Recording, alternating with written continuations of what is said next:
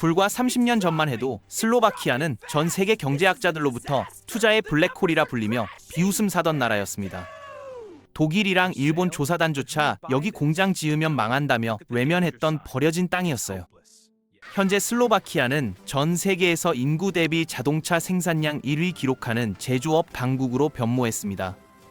이 흑수저 국가 운명을 통째로 바꾼 건 서구 열강 아니라 대한민국 현대자동차 그룹의 1조 원 투자였어요.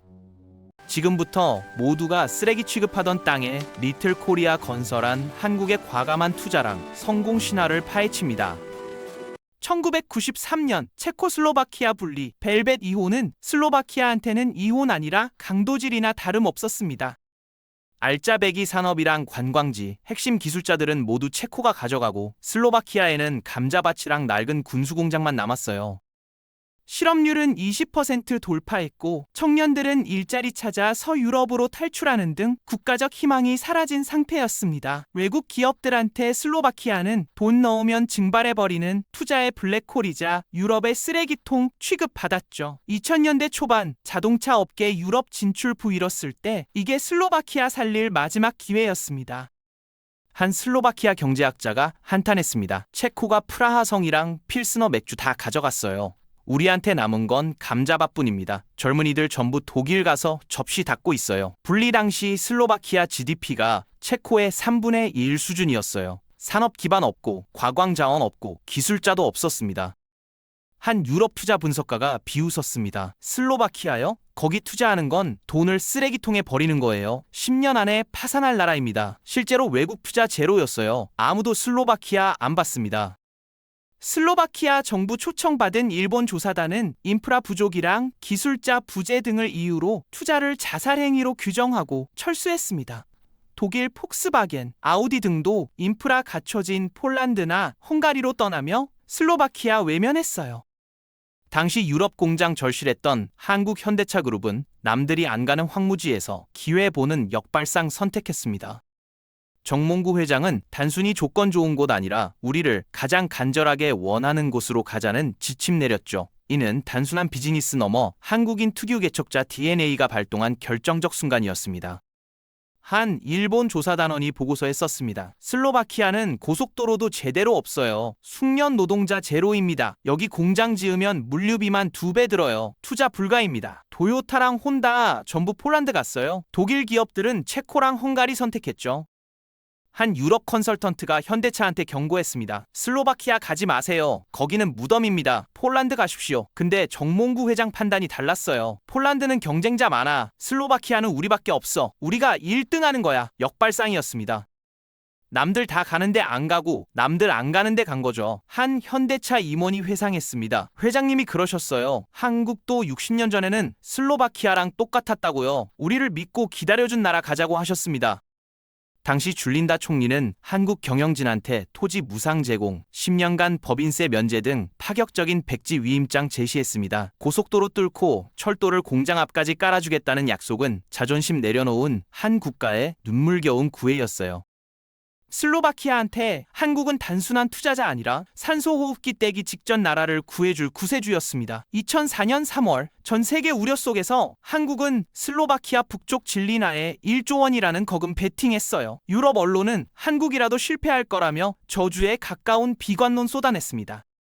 한 슬로바키아 관료가 회상했습니다. 줄린다 총리가 한국 경영진 앞에서 무릎 꿇다시피 했어요. 우리 국민 먹여 살려달라고 애걸했습니다. 슬로바키아가 제시한 조건이 얼마나 파격적이었냐고요? 공장 부지 100만 평 공짜로 줬어요. 10년간 세금 한 푼도 안 받겠다고 했습니다. 고속도로 건설비 전액 슬로바키아 정부가 부담했어요. 한 유럽 언론이 비꼬았습니다. 슬로바키아가 한국한테 나라를 통째로 바치는 거 아니냐? 실제로 그 정도 수준이었습니다. 한 현대차 협상팀원이 놀랐습니다. 이렇게까지 해주는 나라는 처음 봤어요. 우리가 요구하기도 전에 먼저 다 내놓더라고요. 슬로바키아는 절박했습니다. 한국 아니면 나라가 망하는 거였어요. 영하 20도 혹한 속에서도 한국 건설팀은 거대한 보온 천막 덮고 난로 피우며 24시간 공사 강행했습니다. 겨울이면 공사 중단하는 유럽 관행 깨고 밤낮 없이 돌아가는 현장 보며 현지인들은 경악했어요. 한국인들은 잠을 안 자는 기계인가라 라는 소리 들을 정도로 지독한 성실함으로 공기 단축시켰습니다. 2006년 12월 착공 1년 반 만에 첫 양산차 시드 출고하며 전 세계 놀라게 했죠. 약속한 기한 지킨 것은 물론 차량 완성도까지 예상 뛰어넘으며 유럽 자동차 업계를 멘붕에 빠뜨렸습니다. 한 슬로바키아 건설 노동자가 증언했습니다. 한국 사람들 미쳤어요. 영하 20도인데 천막 치고 일합니다. 유럽 사람들은 겨울에 공사 안 해요. 근데 한국인들은 난로 피우고 밤새 일해요. 슬로바키아 노동자들이 퇴근하면 한국 기술자들이 밤새 일했어요. 아침 되면 건물이 쑥쑥 올라가 있는 겁니다. 한 독일 엔지니어가 감탄했습니다. 폭스바겐은 3년 걸려 공장 지었어요. 한국은 1년 반 만에 완성했습니다. 이게 가능해요? 유럽 언론이 놀랐습니다. 한국의 빨리빨리 문화가 슬로바키아의 기적을 일으켰다. 한 현대차 현장 책임자가 말했습니다. 우리는 약속 지키는 민족이에요. 1년 반에 완공하겠다고 했으면 반드시 지킵니다. 실제로 예정일보다 2주 빨리 완공했어요. 현대차 그룹은 단순히 공장만 지은 게 아니라 한국 핵심 부품사들을 동반 진출시키는 생태계 이식 전략 썼습니다. 현대모비스 등 협력사들이 공장 주변에 둥지 틀어 부품부터 조립까지 완벽한 수직 계열화 이뤘어요. 이는 부품 수급 안정성이랑 품질을 초기부터 확보하게 해준 신의 한 수였습니다. 유럽 소비자들 편견 깨기 위해 업계 관행인 2에서 3년 깨고 파격적인 7년 무상보증 내걸었죠. 고장나면 회사가 망하겠다는 배수진은 유럽인들 마음 열었고 한국 차는 유럽 도로 점령하기 시작했습니다. 한 현대모비스 임원이 설명했습니다. 공장만 지으면 부품 조달이 문제예요. 유럽 부품사한테 의존하면 가격 주도권 빼앗깁니다. 그래서 한국 협력사 20개 데려왔어요. 공장 반경 50km 안에 한국 부품사들이 다 있었어요. 부품 만들면 트럭으로 10분 거리입니다. 한 유럽 자동차 애널리스트가 감탄했습니다. 현대차가 슬로바키아의 한국 자동차 산업 생태계를 통째로 복사해 놓았어요. 이건 단순 공장 아니라 산업단지입니다. 7년 무상보증은 더 충격적이었어요. 당시 유럽 자동차 업계 평균이 2년이었거든요. 폭스바겐도 3년, 르노도 3년이었는데 현대차가 7년 내걸었습니다. 한 독일 소비자가 말했습니다. 처음엔 한국차를 무시했어요. 근데 7년 보증 보고 생각이 바뀌었습니다. 고장 안 난다는 자신감 아니면 못하는 거잖아요. 한국 기술 전수받은 슬로바키아 청년들이 장인으로 거듭나면서 생산 품질이 비약적으로 향상됐습니다. 2003년 30만 대 수준이던 자동차 생산량은 기아 공장 가동 후 100만 대 돌파했어요. 인구 540만 명 나라에서 100만 대 생산은 인구 대비 세계 1위 경이로운 기록입니다. 투자의 블랙홀이었던 땅이 이제는 유럽의 디트로이트라 불리며 전 세계에 부러움 사고 있죠. 슬로바키아 질리나 지역에서 기아 작업복 입는 건 최고 명예이자 자부심 상징됐습니다. 한 슬로바키아 청년이 자랑했습니다. 제 아버지가 농부였어요. 저는 기아 공장 엔지니어입니다. 한국 덕분에 제 인생이 바뀌었어요. 슬로바키아 실업률이 20%에서 5%로 떨어졌습니다. 청년들이 독일 가서 접시 닦던 시대 끝났어요. 한 슬로바키아 경제학자가 분석했습니다. 현대차 오기 전 우리 GDP 성장률 마이너스였어요. 현대차 온 후 플러스 5% 찍었습니다. 기적이죠. 인구 대비 자동차 생산량 1위가 뭘 의미하냐고요? 슬로바키아 국민 5명 중 1명이 자동차 산업에 종사한다는 겁니다.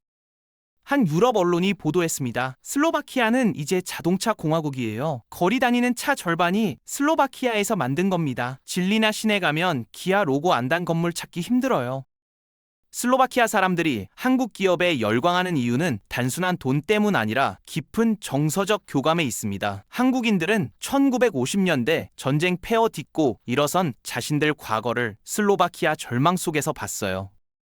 서유럽 기업들이 그들을 하청 기지로 대할 때 한국 기업은 기술 전수하고 경영권 주며 진정한 파트너로 대우했습니다. 농부 아들이 엔지니어 되고 그 자녀가 다시 입사하는 꿈의 대물림이 현실이 됐죠. 이런 진심 어린 존중이랑 파트너십은 양국 관계를 단순한 비즈니스 파트너 이상으로 발전시켰습니다. 한 슬로바키아 노동자가 눈물 흘리며 말했습니다. 독일 공장에서 일할 때 우리는 2등 시민 취급받았어요. 한국 사람들은 달랐습니다. 우리를 동료로 대했어요. 현대차는 슬로바키아 노동자들한테 한국이랑 똑같은 임금 줬어요. 유럽 기업들은 슬로바키아 노동자한테 독일 노동자 절반 임금 줬는데 한국은 차별 안 했습니다. 한 현대차 인사 담당자가 말했습니다. 회장님 지시였어요. 같은 일 하는데 차별하지 말라고 하셨습니다. 슬로바키아 노동자 자녀들이 한국어 배우기 시작했어요. 진리나에 한국어 학원 생겼습니다.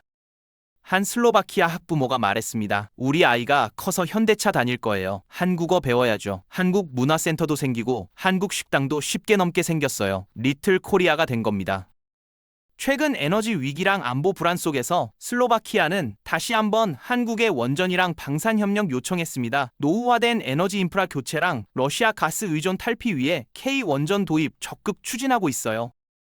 우크라이나 전쟁 이후 안보 공백 메우기 위해 가성비랑 성능 검증된 K방산 무기 도입에도 속도 내고 있습니다. 이는 양국 관계가 경제 협력 넘어 국가 생존 함께 도모하는 혈맹 수준 운명 공동체로 진화했음을 의미하죠. 슬로바키아 총리가 직접 한국 방문해 러브콜 보낼 정도로 한국에 대한 신뢰가 두텁습니다. 한 슬로바키아 에너지부 장관이 말했습니다. 우리 원전 낡았어요. 러시아 가스도 끊겼습니다. 한국 원전 필요해요. 프랑스보다 싸고 일본보다 안전하거든요. 슬로바키아가 한국한테 APR 1400 원전 4기 발주 추진 중입니다. 규모가 20조 원이에요. 한 한국 원전 업계 관계자가 말했습니다. 슬로바키아가 유럽 첫 K 원전 고객 될 겁니다. 이게 성공하면 유럽 전체로 확산돼요. 방산도 마찬가지예요. 슬로바키아가 K2 전차랑 천궁 방공 미사일 도입 검토 중입니다.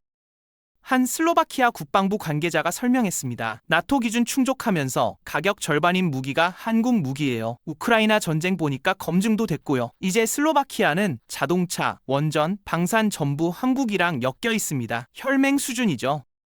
내연기관 중심 슬로바키아 경제의 전기차 전환은 국가 부도 위기로 이어질 수 있는 거대한 위협입니다. 현대차 그룹은 슬로바키아 공장을 유럽 전기차 생산 핵심 기지로 전환하겠다고 선언하며 구원투수로 나섰어요.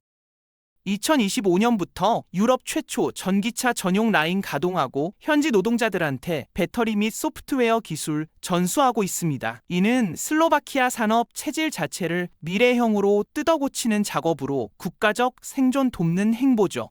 독일 폭스바겐 등이 주춤할 때 한국은 한 발 앞서 슬로바키아 미래 산업 경쟁력 확보해주고 있습니다. 한 슬로바키아 경제부 장관이 걱정했습니다. 유럽연합이 2035년부터 내연기관 판매 금지예요. 우리 공장 전부 내연기관인데 어떡합니까? 슬로바키아 자동차 산업 종사자 20만 명이 실업 위기 직면했어요. 한 현대차 임원이 답했습니다. 걱정 마세요. 우리가 전기차 공장으로 바꿔드립니다. 노동자 재교육도 우리가 할게요. 현대차가 슬로바키아 공장에 5조 원 추가 투자 발표했어요. 전기차 전용 라인 구축이랑 배터리 공장 건설입니다. 한 슬로바키아 노동자가 안도했습니다. 내연기관 못 만들면 우리 다 잘리는 줄 알았어요? 한국이 전기차 기술 가르쳐준다니까 살았습니다. 폭스바겐은 독일 공장 문 닫고 있는데 현대차는 슬로바키아 공장 키우고 있어요. 이게 차이입니다. 슬로바키아 경제의 50%가 자동차 산업에 묶여 있고 그 중심에 한국 기업이 있어 높은 의존도가 리스크로 작용합니다. 한국 기업이 흔들리면 슬로바키아 경제 전체가 휘청거릴 수 있는 구조적 취약점 존재해요. 최근 EU 내 자국 우선주의랑 한국 기업에 대한 견제 심리 커지고 있는 것도 위협 요인입니다. 하지만 1993년 모두가 떠날 때 함께 해준 한국인들과의 신뢰, 의리가 든든한 방패막이 되고 있죠. 돈으로 맺은 관계 아니라 고난 속에 싹튼 신뢰는 외부 압박에도 쉽게 안 무너짐을 보여줍니다.